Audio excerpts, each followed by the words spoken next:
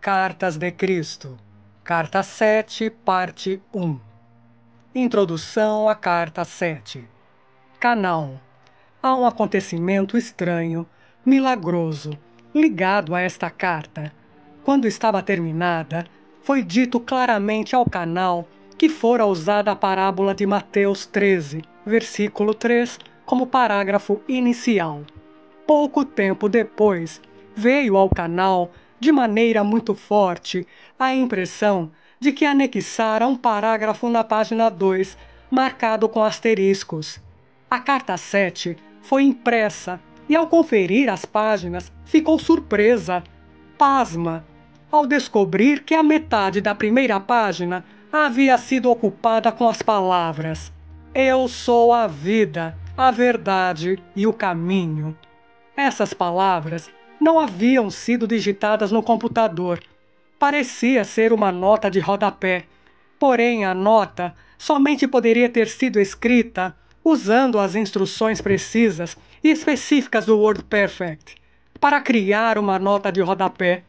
E o que é mais interessante, normalmente se atribui somente 2 linhas a esse tipo de notas. Meia página não seria uma nota de rodapé. Ainda sobre o impacto do acontecimento, o canal procurou em cada arquivo do computador para ver se alguma vez havia usado a tal nota de rodapé e esquecido, porém não encontrou nada. Então, chamou um técnico de informática, mostrou o texto no computador e a página impressa, mas ele também não pôde explicar como aquilo poderia ter acontecido. Até agora, ninguém foi capaz de explicar. Para aqueles que não sabem, a afirmação "Eu sou a vida, a verdade e o caminho" foi feita por Jesus Cristo ao descrever a si mesmo durante a sua missão na Palestina. Isso já havia sido citado e explicado por Cristo na 10ª página da Carta 7. Porém, ele havia usado as palavras em outra ordem. Quando você ler os parágrafos marcados com asteriscos na 2ª página em conjunto com a nota de rodapé da primeira página, eles, sem dúvida, ganharão novo sentido para você, pois estão obviamente relacionados. A redação do parágrafo assinalado com asteriscos foi energicamente ditada e digitada no computador. E em algum momento, imediatamente, depois a nota de rodapé, na primeira página, foi adicionada. Outro mistério: como foi que essa nota de rodapé não foi observada ao se fazer a digitação? O canal vive só. Ninguém mais poderia ter tido acesso ao computador. O canal considera essa intervenção e contravenção dos procedimentos do WordPerfect como assinatura pessoal do próprio Cristo, algo que ele poderia ter feito quando estava na Terra. Novamente, sou eu, o Cristo, que vem até vocês por meio dessa carta, para quem queira e possa receber as minhas palavras.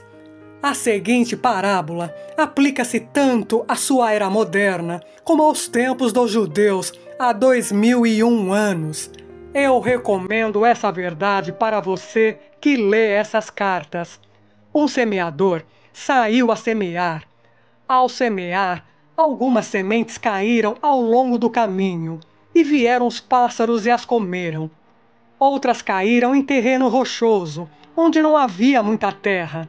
Elas imediatamente brotaram, mas quando veio o sol, como o solo não tinha profundidade, queimaram e secaram.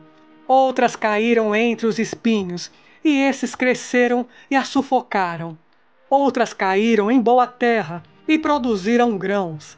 Algumas deram 100, outras 60 e outras 30 por 1. Aquele que tem ouvidos para ouvir, que ouça. Escute então o significado da palavra do semeador. Eu sou a vida, a verdade e o caminho. Quando alguém ouve a mensagem a respeito do reino e não a compreende, o malvado, o individualista, arranca o que foi semeado em seu coração. Isso é o que foi semeado no caminho. Quanto ao que se semeou em terreno rochoso, trata-se daquele que ouve a mensagem e imediatamente a recebe com alegria. Ainda que não tenha raiz em si mesmo, ele persiste por algum tempo, mas quando vem alguma tribulação ou perseguição por causa da mensagem, imediatamente ele cai. Aquilo que foi semeado entre os espinhos refere-se àquele que escuta a mensagem, mas os afazeres, as riquezas e os prazeres do mundo sufocam a mensagem e ele permanece infrutífero. A semente que foi semeada em boa terra refere-se àquele que escuta e recebe a mensagem e a compreende. Esse frutifica e produz em um caso 100, em outro 60 e em outro 30 vezes mais. Mateus 13, versículo 3. Meu propósito ao compartilhar com você esse conhecimento da verdade do ser nessas cartas é o de torná-lo capaz de crescer em sabedoria e amor espiritual e produzir os frutos e as bênçãos de tal sabedoria e amor em cada momento de sua consciência em evolução. Eu espero que você seja abundantemente alegre. Portanto, vamos juntos arar o terreno humano de sua consciência, livrá-lo das pedras do desespero, quebrar os torrões da incompreensão com a profunda sabedoria, arrancar as ervas daninhas de seus padrões mentais, emocionais, negativos com a minha ajuda e fertilizar o solo de sua consciência com uma fé sempre crescente. Então semeie as mais belas sementes, nascidas de suas percepções espirituais em evolução e de seu amor incondicional. Minha alegria será a sua alegria nesse esforço, e a sua alegria será agregada à minha alegria. Nessa unidade de propósito e conquistas, você finalmente sentirá que está de fato em meu espírito e que o meu espírito está sendo derramado sobre você. Desse modo, nós experimentaremos a unidade daquele do qual ambos extraímos a nossa individualidade. Meus pensamentos se tornarão os seus pensamentos não contaminados pela sua consciência egóica anterior. Asteriscos. Tenho descrito o processo, o caminho, ao longo do qual você viajará para alcançar os seus mais sublimes e perfeitos desejos do coração. Ainda que essa carta possa ser difícil de aceitar no princípio e que requeira tempo e esforço para ser plenamente compreendida, digo que ela é um elo forte entre a sua consciência e a minha. Em meu estado transcendente, posso fazer mais por você quando você me chama do que eu poderia fazer se voltasse à Terra em um corpo físico, em que você pudesse ver-me com seus olhos e ouvir-me com seus ouvidos, mas no qual a sua compreensão da verdade do ser seria talvez limitada. Por meio deste modo de contato com a sua consciência, você pode receber-me diretamente em sua mente e coração, quando as pré-condições para tal contato tenham sido atendidas.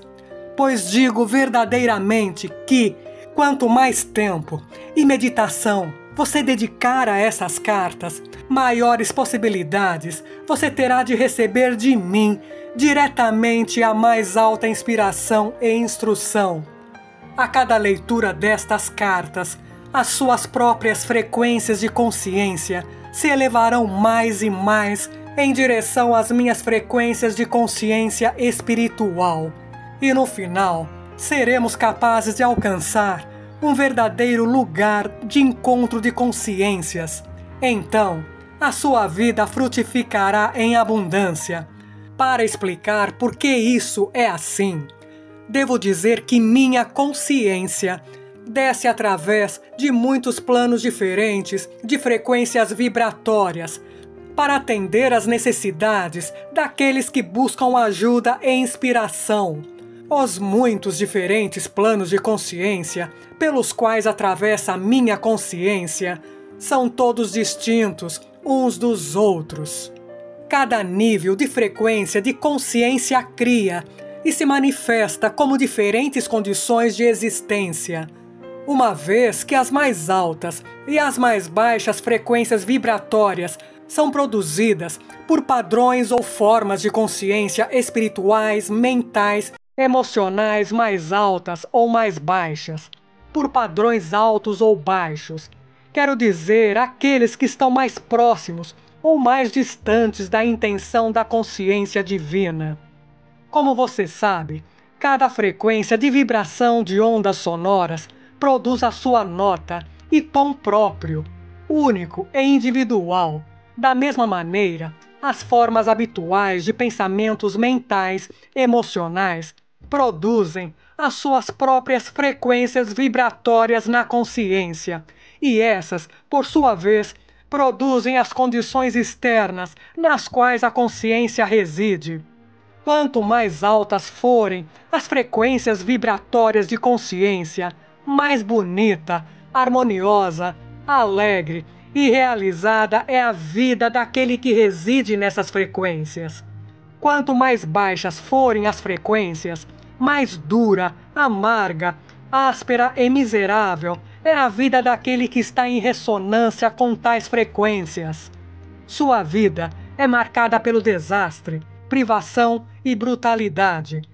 Quanto mais alta for a frequência vibratória de consciência, mais espiritualmente amorosos e belos são os pensamentos, a imaginação criativa, os ideais, a beleza da cor e das formas de vida, porque eles estão se aproximando cada vez mais da dimensão da consciência universal, onde as frequências tornam-se tão elevadas que elas se nivelam e entram em um poderoso equilíbrio. O todo poder da consciência universal, a fonte de todo ser, o amor.